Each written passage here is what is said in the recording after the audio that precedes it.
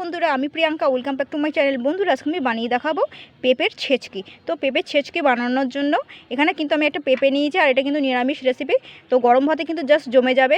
এই রেসিপিটা দিয়ে কিন্তু এক থালা ভাত উঠবে, আর এটা কিন্তু ছোটো থেকে বড় সবাই পছন্দ করবে। তো সবার প্রথমে কিন্তু আমি এখানে একটু ছোটো সাইজের একটা একটু বড়ো সাইজের পেঁপে নিয়ে নিয়েছি। তো পেঁপেগুলো সবার প্রথমে কিন্তু আমি ধুয়ে নিচ্ছি। এবার আমি খোসা ছাড়িয়ে নেবো।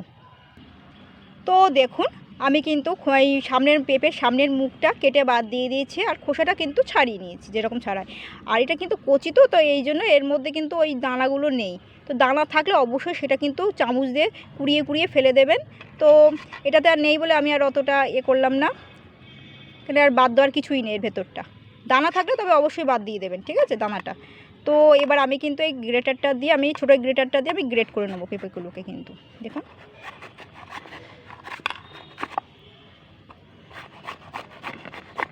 এইভাবে। তো এই পেঁপেটাও কিন্তু এরকম করব, দেখুন এরকমভাবে গ্রেট করে নেব পেঁপেগুলো। যে কটা নিয়েছি আপনি একটা দিয়েও করতে পারেন।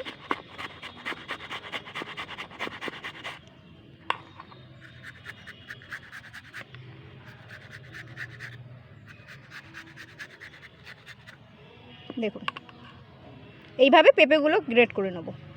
তো দেখুন, পেঁপেগুলো কিন্তু আমি সুন্দর করে গ্রেট করে নিয়েছি। তো গ্রেট করার পরে কিন্তু আমি ধুইনি। তো গ্রেট করার আগে আমি সব ধুয়ে নিয়েছিলাম, ধুয়ে তারপরে কিন্তু আমি গ্রেট করেছিলাম। আর এখানে আমি দেখুন একটু জল নিয়েছি, মানে নর্মাল জল, কিন্তু তেজপাতা নিয়েছি, আর যা যা উপকরণ লাগে সেগুলোই আমি নেব। তো দেখুন, আমি কিন্তু কড়াই বসিয়ে দিচ্ছি, কড়াইটা কিন্তু গরম হয়ে গেছে। এবার আমি তেল দিয়ে দিচ্ছি সামান্য।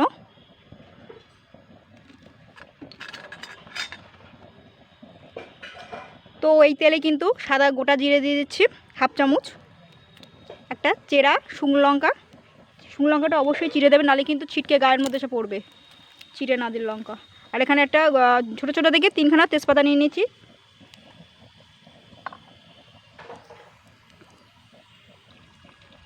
তো এখানে আমি কালো জিরেও অ্যাড করছি গোটা কয়েক।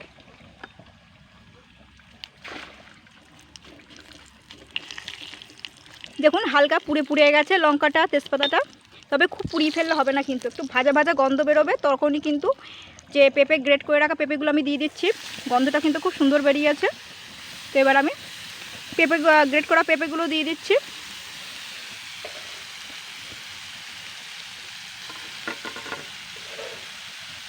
এটাকে জাস্ট আমি 2 থেকে 3 মিনিট হালকা নাড়াচাড়া করে নেবো। কিন্তু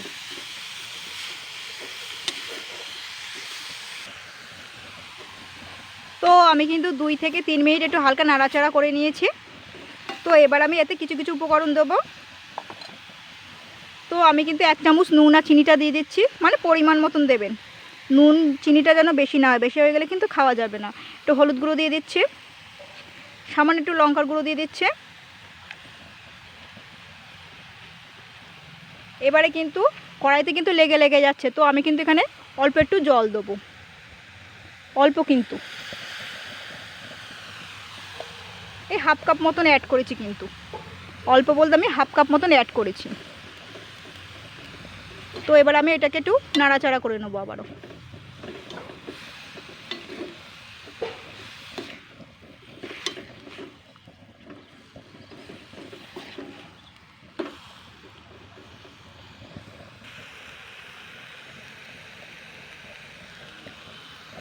তো দেখুন, আমি কিন্তু এটাকে ভালো করে নেড়ে চেড়ে নিয়েছি, আর পেঁপেটাও কিন্তু সুন্দর সেদ্ধও হয়ে গেছে। আর এটা দেখুন কীরকম ঝরঝরে রয়েছে। তো এবার আমি কিন্তু নামানোর আগে একটু ম্যাগি মশলা অ্যাড করছি, বেশি না, কিন্তু এই হাফ চামচ মতন অ্যাড করছি। এবারে কিন্তু এটাকে কিন্তু এবারে আরও 2 মিনিট মতন নাড়াচাড়া করতে হবে, তার বেশি না। কিন্তু জলটাও কিন্তু অনেকটা শুকিয়ে গেছে। তো এইভাবে রান্না করবেন বন্ধুরা। তো সত্যি বলছি, যারা কিন্তু পেঁপে পছন্দ করে না তারাও কিন্তু এই রেসিপিটা কিন্তু চেটে পুটে খাবে। ভাত দিয়ে রুটির সঙ্গেও খাওয়া যাবে, ভাতের সঙ্গেও খাওয়া যাবে। তো বন্ধুরা এইভাবে ট্রাই করবেন। দেখুন কিন্তু হয়ে গেছে এটা, এই যে।